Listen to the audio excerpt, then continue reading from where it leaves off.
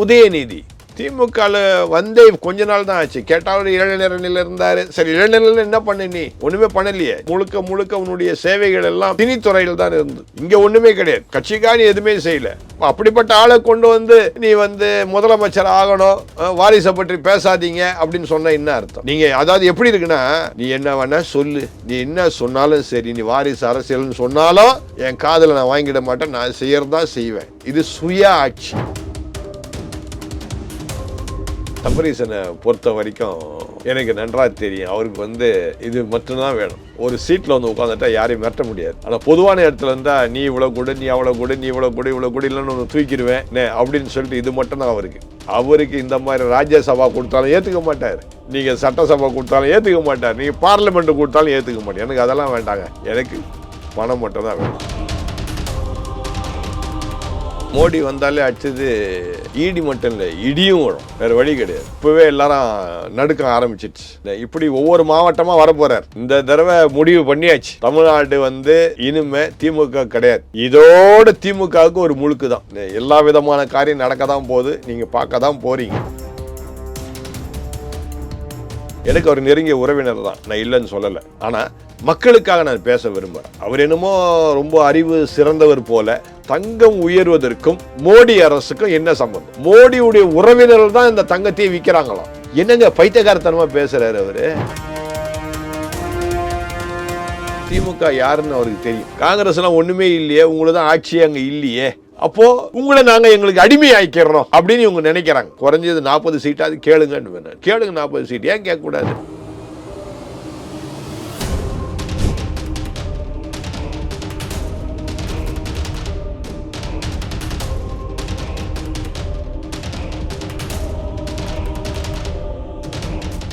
Real one நேயர்களுக்கு வணக்கம். இன்று நம்முடன் இணைகிறார் ஆர்ச் பிஷப் குணசேகரன் சாமுவேல் அவர்கள். வணக்கம் சார். வணக்கங்க. வாரிசு அரசியல் என்பது ஒரு இத்து போன குற்றச்சாட்டு. யார் வேண்டுமானாலும் அரசியலுக்கு வரலாம் அப்படின்னு சொல்லிட்டு முதல்வர் ஸ்டாலின் அவர்கள் சொல்லியிருக்காரு. அவருடைய பேச்சிலிருந்து எது தென்படுது, இது என்ன நம்ம புரிஞ்சுக்கலாம்? தயவுசெய்து என் மகன் உதயநிதி தான் அடுத்தது முதலமைச்சராக வரணுன்ற ஒரு ஆவல் இந்த பேச்சில் கரெக்டாக தெரியுது. வேற ஒன்றுமே இல்லை. அதனால் அவனை தயவுசெய்து யாரும் எதிர்க்காதீங்க, வந்துட்டு போட்டோம் என் பையனே. அதாவது இப்போ ஸ்டாலின் அவர்கள் சொல்லி அது பழசாயிடுச்சு, இனிமேல் அதை பற்றி பேசாதீங்க, புதுசாக ஏதாவது சொல்லுவாங்க அப்படின்ற மாதிரி அவர் சொல்கிறாரா? இல்லை, ஏன் அவர் சொல்கிறாருன்னா தான் சொல்ல வரேன் நான். இப்போ அது அருமையான ஸ்டாலின் அவர்கள் முதலமைச்சராக அந்த குறித்த நான் எந்த தவறும் நான் சொல்லலை. ஏன்னா கலைஞரோடு கூட சிறு வயதிலிருந்து கூடவே இருந்து அப்போது இருந்தே திமுக அவரை இணைந்து திமுக பல காரியங்களை செய்தவர். அப்போது இருந்த திமுக பல காரியங்களை செய்தவர் அவர். அதனால் நான் அவரை குறை சொல்லவே மாட்டேன். பல போராட்டங்களில் அவர் இருந்தவர். ஆனால் அருமையான உதயநிதி திமுகவில் வந்தே கொஞ்ச நாள் தான் ஆச்சு. கேட்டாலும் இளைஞரணியில் இருந்தார். சரி, இளைஞர்கள் என்ன பண்ண, நீ ஒன்றுமே பண்ணலையே. நீ உன்னுடைய முழுக்க முழுக்க உன்னுடைய சேவைகள் எல்லாம் சினித்துறையில் தான் இருந்து, இல்லை சினிமா துறை தான். இங்கே ஒன்றுமே கிடையாது. கட்சிக்காரி எதுவுமே செய்யலை. அப்படிப்பட்ட ஆளை கொண்டு நீ முதலமைச்சர் ஆகணும், வாரிசை பற்றி பேசாதீங்க அப்படின்னு சொன்ன என்ன அர்த்தம்? அது இத்து போனதெல்லாம் கிடையாது. அது எப்படி இத்து போனதாகும்? இப்போ அடுத்து நீங்கள் செயல்படுத்தக்கூடிய காரியத்தை தான் நாங்கள் பேசிகிட்டு இருக்கிறோம். உதயநிதியோடு நிற்க போகிறது இல்லை. அதான் அடுத்து வந்துட்டார இன்ப நிதின்னு. அடுத்த இன்ப நிதின்னு பின்னாடியே வந்துட்டார. அடுத்து அவர் தானே இப்போ இளைஞர் தலைவர். இப்போ திமுக இளைஞர் தலைவர் அவர் தானே. அதனால் இப்படி நீங்கள் வாரிசை கொண்டு வந்துக்கிட்டே இருப்பீங்க, நாங்கள் வேடிக்கை பார்த்துக்கிட்டே இருக்கணும். நீங்கள் அது இத்து போனது நீங்கள் சொல்வீங்க. உங்களுக்கு ஒரு வேளை இத்து போனதாக தெரியலாம். நீங்கள் அதாவது எப்படி இருக்குன்னா, நீ என்ன வேணா சொல்லு, நீ என்ன சொன்னாலும் சரி, நீ வாரிசு அரசியல்னு சொன்னாலும் என் காதில் நான் வாங்கிட மாட்டேன், நான் செய்யறதா செய்வேன். இது சுய ஆட்சி, மக்கள் ஆட்சி இல்லை, சுய ஆட்சி. நான் செய்யறதா செய்வேன், நீ என்னவா சொல்லிட்டு போ. நீ சொல்றத நான் கேட்கறதா நான் இல்லை. என் மகனை தான் கொண்டு வருவேன் முதலமைச்சரை, அடுத்து என் பேரனை தான் அடுத்து நான் கொண்டு வருவேன் அப்படின்னு சொல்றதுன்றது பெருமைக்கான காரியம் இல்லை. உன் தலையில தூக்கி மண்ணள்ளி போட்டுக்கிறன்னு அர்த்தம். ஏன் சபரீசனும் வரலாம் அப்படின்னு நம்ம ஏன் எடுத்துக்கூடாது? சபரீசன் நிச்சயம் வரமாட்டாப்புல. இல்லை, பேசப்பட்டு வருதா அடுத்த ராஜ்யசபா சீட்டில் அவரும் ஒருத்தர்? இல்லை, அவர் வரமாட்டாருங்க. அவர் இந்த சபரீசனை பொறுத்த வரைக்கும் எனக்கு நன்றாக தெரியும். அவருக்கு இது மட்டும்தான் வேணும். விளங்குதா? ஒரு சீட்டில் உட்காந்துட்டா யாரையும் மிரட்ட முடியாது. ஆனால் பொதுவான இடத்துல இருந்தால் நீ இவ்வளோ கூட, நீ அவ்வளோ கூட, நீ இவ்வளோ கூட, இவ்வளோ கூட இல்லைன்னு ஒன்று தூக்கிடுவேன், உன்னை மாற்றிடுவேன் அப்படின்னு சொல்லிட்டு இது மட்டும்தான் அவருக்கு இந்த மாதிரி ராஜ்யசபா கொடுத்தாலும் ஏற்றுக்க மாட்டார், நீங்கள் சட்டசபா கொடுத்தாலும் ஏற்றுக்க மாட்டார், நீங்கள் பார்லிமெண்ட்டு கொடுத்தாலும் ஏற்றுக்க மாட்டார். எனக்கு அதெல்லாம் வேண்டாங்க, எனக்கு பணம் மட்டும் தான் வேணும். பணம் இருந்துச்சுன்னா பணம் பத்தும் செய்யும். அந்த நோக்கத்தில் அவர் இருக்கிறது தவிர, அதாவது சொல்லுவாங்க, don't be a king, be a king மேக்கர்னுவாங்க ஆங்கிலத்தில். வழங்குதா? நீ ராஜாவா உட்காந்துட்டா 4 பேர் குற்றம் சொல்லுவான். ஆனால் நீ ராஜாவை உட்காராத, வெளியே இருந்துட்டு என்ன பண்ணு, இவன் சரியில்லை, அவன் சரியில்லை, இவன் சரியில்லை, இப்படி சொல்லிக்கிட்டே இருந்து அவனே என்ன பண்ணுவான், உன் கைக்குள்ளே வச்சுக்குவேன். நீ அடுத்து உன்னை ஒருத்தரை ராஜாவாக்கன்னா யார் தான் இப்போ சொல்கிறாரு, அவர் தான் உன்னை ராஜாவாக்க முடியும். அது மாதிரி இஸ் எ கிங் மேக்கர். இப்போ அவர் 2021 சட்டசபை தேர்தல்லையே நீங்களாம் பார்த்துருப்பீங்க, திரும்பி பார்த்தீங்கன்னா உங்களுக்கு தெரியும், நிறைய மீடியா அதெல்லாம் நிறைய போட்டது யார், சபரீசன் தான். அதில் ஸ்டாலின் வந்து அப்படி நடக்கிற மாதிரி காட்டுவாங்க, அப்படி பேசுகிற மாதிரி காட்டுவாங்க, அப்படி நிற்கிற மாதிரி காட்டுவாங்க. இதெல்லாம் யார் பண்ணது? சபரீசன் பண்ண மீடியாக்கள் தான், அவர் கீழே இருந்த மீடியாக்கள் தான். அதனால் Sabareesan is a king maker. அவர் போய் கிங்காக போய் உட்கார மாட்டார் எங்கேயும். நல்ல மனுஷன். பிரதமர் மோடி அவர்கள் பிப்ரவரி 3வது வாரத்தில் மீண்டும் தமிழகத்துக்கு வரப்போதான் தகவலானது வெளிவந்திருக்கு. இப்போ மறுபடியும் மோடி வரார் அப்படின்னும் போது பிரச்சாரங்கள் வேறு ஏதாவது வெயிட்டான ஒரு விஷயங்கள் இருக்கும். ஸோ மோடி மட்டும் தான் வர போகிறாரா, அவர் கூட ஈடியும் இல்லை அவருக்கு முன்பாக ஈடியும் தமிழ்நாட்டுக்கு வர வாய்ப்பு இருக்கா? அதாவது மோடி வந்தாலே அடுத்தது ஈடி மட்டும் இல்லை, இடியும் வரும், வேறு வழி கிடையாது. இப்போ சமீபத்தில் இங்கே வந்துட்டு போனார் மதுராந்தத்தில் வந்தவொடனே இப்போவே எல்லாரும் நடுக்க ஆரம்பிச்சிடுச்சு. இப்படி ஒவ்வொரு மாவட்டமாக வரப்போகிறார். இந்த தடவை முடிவு பண்ணியாச்சு, தமிழ்நாடு வந்து இனிமே திமுக கிடையாது. இதோட திமுகவுக்கு ஒரு முழுக்கு தான். நீங்கள் சொல்கிற மாதிரி ஈடியோடு நிற்க போகிறது இல்லை. எல்லா விதமான காரியம் நடக்க தான் போகுது, நீங்கள் பார்க்க தான் போகிறீங்க. யார் அதாவது சொல்லுவாங்க ஒரு பழமொழி, உப்பை தின்னவன் தண்ணி குடிச்சு தான் ஆகணும். நீ 5 வருஷமாக உப்பை தின்ன, நாங்களாம் வேடிக்கை பார்த்துட்டு இருந்தோம், நீ தண்ணி குடிக்கிறத நாங்கள் பார்க்கணும்ல. அடுத்தது நீ எப்படிப்பட்ட தண்ணி குடிக்க போகிற நாங்களும் பார்க்க தான் போகிறோம். அதனால் பிரதமர் அவர்கள் சாதாரண ஆள் இல்லை. நீ ஒவ்வொருத்தரும் பேசும்போது என்ன சொன்னேன், அவர் வெளிநாடு சுற்றுலா போகின்றார்னு. இப்போ வெளிநாடு சுற்றுலா போல, இப்போ தமிழ்நாடு சுற்றுலா வந்து கொண்டிருக்கின்றார். உடனே என்ன சொல்ற, வேணே அவர் வருகின்றார், வேணே வரலையா, உன்னை பார்க்க தான் வர்றாரு. உன் பொல்லாத காரியத்தை பார்க்க தான் வந்தார். போன தடவையே சொல்லிட்டு போயிட்டார், கரப்ஷனு, கிரைமு, மாஃபியான்னு சொல்லிட்டார், சிஎம்சின்னு சொல்லிட்டு போயிட்டார். இப்போ இந்த முறை வரும்போது என்ன சொல்ல போறான்னு தெரியல. நீ ஆயத்தமாரு, தயாராயிரு அதெல்லாம் கேட்கறதுக்கு. இவ்வளவு நாள் அமைதியா இருந்தார், கண்டும் காணாத மாதிரி இருந்தார். நீயா திருந்துவேன்னு பார்த்தாரு, நீ திருந்தின பாடு இல்லை. உன்னை திருத்தறதுக்காக வராரு. இப்போ ஈடி மட்டும் வராது, இடியும் சேர்ந்து வரும், நிச்சயமாக வரும், அதில் சந்தேகம் இல்லை.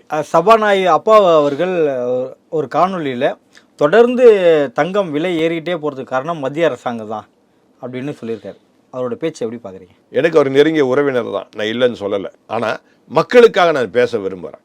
அவர் என்னமோ ரொம்ப அறிவு சிறந்தவர் போல, தங்கம் உயர்வதற்கும் மோடி அரசுக்கும் என்ன சம்பந்தம்? விளங்குதா? பெட்ரோல் உயர்ந்தா மோடி அரசு தான் உயர்த்து. நான் என்ன கேட்குறேன், பெட்ரோலுக்குன்னு சொல்லி சர்சார்ஜ் ஒன்று இருக்குது, அதாவது ஸ்டேட் டாக்ஸ்ன்னு ஒன்று இருக்குது. அந்த ஸ்டேட் டாக்ஸை எவ்வளோன்னா 40 ரூபா. அந்த 40 ரூபாயில் 20 ரூபா குறைச்சிக்க, அப்போ பெட்ரோல் விலை வேறு 80 ரூபா தானே விற்கும். அதை கேள்வி கேட்டால் தான் கவுன்சிலே குறைக்கிறாங்க, நிதி ஆயோக் கூட்டத்தை தவிர்க்கிறாங்க. அதான் உடனே 40 ரூபா டாக்ஸை 20 ரூபா ஆக்கு. டாக்ஸ் வாங்க வேண்டாம் நான் சொல்லலை, ஏன்னா ஸ்டேட்டுக்கும் பணம் தேவை. 20 ரூபா ஆக்கு, மக்களுக்கு ஒரு 80 ரூபாயில் பெட்ரோல் கொடுக்கலாமே இல்லையா? அதே மாதிரி தங்கம் விலை வந்து அவர் என்ன இதில் நானும் அவர் பேசுனதை பார்த்தேன். இவர் என்ன சொல்கிறாருன்னா, மோடியுடைய உறவினர்கள் தான் இந்த தங்கத்தையே விற்கிறாங்களாம். என்னங்க பைத்தியக்காரத்தனமாக பேசுகிறாரு அவர். பஜ்லால் சேட் இல்லை விடுங்க, குஜராத் பீப்புளு, அடுத்தது ராஜஸ்தான் பீப்புள், இவங்க தான் தங்கம் கடைகள் வச்சிருக்கிறாங்க. ஆனால் எனக்கு தெரிஞ்சு சென்னையில் லலிதா ஜுவல்லரி முன்னாள் ஓனர் யாருன்னு தெரியுமா அவருக்கு? குமரன் ஜுவல்லரின்னு இருக்குது, ஓனர் யாருன்னு தெரியுமா அவருக்கு? நான் கேட்குறேன். தமிழ்நாட்டில் தான் இருக்கிற, தமிழ்நாட்டுடைய சபாநாயகர் தானே அவர். இப்போ அடுத்தது குமரன் சில்க், குமரன் ஜுவல்லரின்னு இருக்குது. யாருது அது இன்னொரு செட்டியார். அப்போ இவர் என்ன சொல்ல வர்றாருன்னு ஒன்று விளங்கலை. எப்படி ஒரு சபாநாயகராக 5 வருஷம் இருந்தார், இந்த ஒரே ஒரு சென்டென்ஸ்லேயே முடிஞ்சு போச்சு. விளங்குதா? மோடியுடைய உறவினர் தான் தங்கம் நகைகள் வச்சிருக்கு, இந்த நகை கடை வச்சிருக்கு, அதனால உயர்த்திட்டாங்க, மக்கள் இதை புரிந்து கொள்ளணும்னு முட்டாள்தனமாக பேசுகிறாரு. என்ன நினச்சி பேசுகிறாரு இவர்? உலக நாட்டில் இருக்கிற பிரச்சனைகள் தான் இது காரணம்னு சொல்லிட்டு அவரால் ஐடென்டிஃபை பண்ண முடியலையா? இல்லை, அதாவது அவர் கிராமத்தில் இருக்கிறான்னு சொல்லி கரெக்டாக காமிச்சிட்டார். விளங்குதா? வேற ஒன்றும் இல்லை. ஒரு கிராமத்தை மாதிரி பேசக்கூடாது. அவர் இருக்கிற அந்த கிராமத்தில் எவ்வளோ பிரச்சனைகள் இருக்குன்னு எனக்கு தெரியும். எத்தனை கிறிஸ்தவர்கள் அவரை திட்டுறாங்கன்னு எனக்கு தெரியும். ஆனால் அவர் உறவினராக இருக்கிறதுனால நான் அமைதியாக இருந்துட்டேன். ஆனால் இது பொது பிரச்சனைன்னு வரும்போது இவர் என்ன சொல்றாரு பேசும்போது, மக்களே நீங்கள் இது புரிந்து கொள்ளுங்கள், இந்த ஒன்றிய அரசு தான் இந்த தங்க விலையை ஏற்றிவிட்டது, நம்ம எப்படி பிள்ளைகளுக்கு நம்ம தங்க நகையை போட்டு திருமணம் பண்ணி கொடுக்க முடியும் அப்படின்னு சொன்னா கவலைப்பட்டு பேசுறேன். இவரா மாதிரி ஒரு முட்டாள் இந்த உலகத்திலே இல்லை. இவ்வளவு கலவையை தெரிவிக்கிறவர் தாலிக்கு தங்கத்தை திட்டத்தை அறிமுகப்படுத்தி போலாமே, தாராளமா செய்யலாமே. இருந்ததா நீங்க இருந்ததா செயல்படுத்தலாமே, இருந்ததை செயல்படுத்த. அருமையான செல்வி ஜெயலலிதா அவர்கள் செய்திருந்தாங்களே, அதை அவங்க கொண்டு வந்த திட்டம் தானே அது. அதை செயல்படுத்தி இருக்கலாமே. எத்தனை பேர் கொடுத்தாங்க இலவச தாலி? எத்தனை திருமணங்கள், இலவச திருமணங்கள் இவங்க பண்ணியிருக்கிறாங்க இவங்க ஆட்சியில் இருந்து 5 வருஷத்துல. அதனால எனக்கு இதை பார்த்த உடனே என்ன இவர் இப்படி இருக்கிறாரு, இவரை போய் நான் உறவினர்னு சொல்றதுக்கு எனக்கு அசிங்கமா இருக்கு. உங்கள்கிட்ட ஏற்கனவே வேற சொல்லிட்டேன் வேறு. அதனால இந்த தடவை நீங்க கேட்ட கேள்வி நான் தவிர்க்க முடியாம உண்மையை உடைத்து மக்களுக்காக உரைக்க வேண்டும் என்று நான் விரும்பி இதை நான் சொல்ல வேண்டிய நிலையில தள்ளப்பட்டுட்டேன். ஏற்கனவே இன்னொரு விஷயம் ஒன்று நடந்தது, உங்களுக்கு அது ஞாபகம் இருக்கா இல்லையான்னு தெரியல. இங்கே என்ன பண்ணாரு, ஒரு கவுன்சிலர், மெட்ராஸ் சிட்டி கவுன்சிலர் ஒருத்தர் என்ன பண்ணாரு, கொசு வரக்கூடாது கொசு வலையை போட்டாராம். தெரியுமா உங்களுக்கு இது? கொசு வலையை போட்டாராம். என்ன மாதிரி ஆட்சி பாருங்க. இவர் சபாநாயகர் என்ன சொல்றாரு, மோடி உடைய உறவினர்கள் தான் தங்கத்தெல்லாம் விலை உயர்த்திட்டாங்கன்றாரு. சில நாட்களாகவே பார்த்தீங்கன்னா காங்கிரஸ் எம்பி மாணி தாகூர் தொடர்ந்து திமுகவுக்கு எதிராகவே செயல்பட்டு வர்றாரு. இப்போ கூட பார்த்தீங்கன்னா மல்லிகார்ஜுன கார்கே பார்த்து எனக்கான டிமாண்டை நாங்கள் வைக்க போகிறோம், மதுரையில் வடக்கு தொகுதியை நாங்கள் கேட்போம், மதுரை வடக்கை நாங்கள் கேட்போம், ஸோ காங்கிரஸ்காரன் சும்மா இல்லை அப்படின்னு சொல்லிட்டு ஆவேசமாக பேசிட்டு போயிருக்காரு. எதுக்கு தொடர்ந்து திமுகவே குடைச்சல் கொடுத்துட்டே இருக்காரு இவர்? இல்லை, அவர் செய்கிறது கரெக்ட் தான். ஏன்னா அவருக்கு திமுக யாருன்னு அவருக்கு தெரியும்.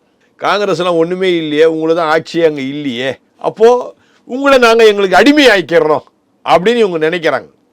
அதுக்காக தான் நான் காங்கிரஸ் ஆட்ட நான் என்ன சொன்னேன், நான் ஏங்க உங்கள் மத்தியில் இருக்க காங்கிரஸ் தலைவர்லாம் எப்படியா இருந்துட்டு போட்டோம், தமிழ்நாட்டில் இருக்க காங்கிரஸ் இப்போ பாருங்கள் எவ்வளோ தைரியமாக அவர் பேசுகிறார். இந்த மாதிரி தைரியசாலிலாம் பிஜேபிக்கு தேவைங்க. பேசாமல் பிஜேபியில் வந்து இணைஞ்சிருங்க. தமிழ்நாட்டு காங்கிரஸ் பிஜேபியோட இணைந்து இந்த முறை போட்டியிடும் தேர்தலில் இந்த தமிழ்நாடு காங்கிரஸ் வரைக்கும் வந்துருங்கன்ற. நான் எதுக்கு திராவிட முன்னேற்ற கழகத்தில் போய் நீங்கள் அடிமையாகணும்? ஒரு தேசிய கட்சியை போய் ஒரு மாநில கட்சி எப்படி பேசுது பார்த்தீங்களா? தரக்குறைவாக பேசுகிறாங்க. இவ்வளோதான் நாங்கள் சீட்டு கொடுப்பேன்னு சொல்கிறாங்க. கரெக்டாக அவர் கேட்டார். அவரை நான் பாராட்டுறேன், அவரை வரவேற்கிறேன். இப்படியா திமுக கூட்டணியை முறிச்சு கொண்டு தாவேக்கா பக்கம் போயிடணுன்றது அவரோட அஜெண்டாவா? இல்லை, அப்படி கிடையாது, அப்படி கிடையாது. தாவேக்கா கிட்ட போக மாட்டாங்க அவங்க. என்ன தாவேக்கா என்னன்னு அவங்களுக்கு தெரியும். தாவேக்கா கிட்ட போக மாட்டாங்க. இவங்களுடைய அதிகாரத்தை கேட்குறாங்க. அதை தவறே கிடையாது. இப்போ தென்னாட்டில் போயிட்டீங்கன்னு வச்சுங்க, தென்னாட்டில் இப்போ விருதுநகர், திருநெல்வேலி, தூத்துக்குடி, இந்த மாதிரி இடங்களில், மதுரை, இந்த மாதிரி இடங்கள்லாம் பார்த்தீங்கன்னா நாடாளு சமுதாயம் தான் அதிகம். அடுத்து காங்கிரஸ் தான் அங்கே நல்ல ஸ்ட்ராங். காங்கிரஸ்னால்தான் சில இடங்களில் திராவிட முன்னேற்ற கழகம் வந்துட்டு இருக்குது. அதனால தான் திராவிட முன்னேற்ற கழகத்தால் என்ன பண்ண முடியல, காங்கிரஸை விட்டு விலகி வர முடியல. அதனால் அவங்க செய்கிறது கரெக்ட். அதனால் காங்கிரஸ் கட்சியில் அவர் அந்த மாதிரி கேள்வி கேட்கறது நான் வரவேற்கின்றேன். நீங்கள் விட்டுறாதீங்க. நான் என்ன சொல்லணும் அவர்கிட்ட, குறைஞ்சது 40 சீட்டாவது கேளுங்கன்னு. நான் கேளுங்க 40 சீட், ஏன் கேட்கக்கூடாது? 234 சீட்டு இருக்குது, 40 கேளுங்க, தப்பே கிடையாது. ஏன்னா நீங்கள் தேசிய கட்சி, கேளுங்க, தாராளமாக கேளுங்க, அதான் நல்லது. நடப்பு அரசியல் குறித்து பல்வேறு கட்சிகளை பற்றி மிக்க நன்றி. ரொம்ப நன்றி.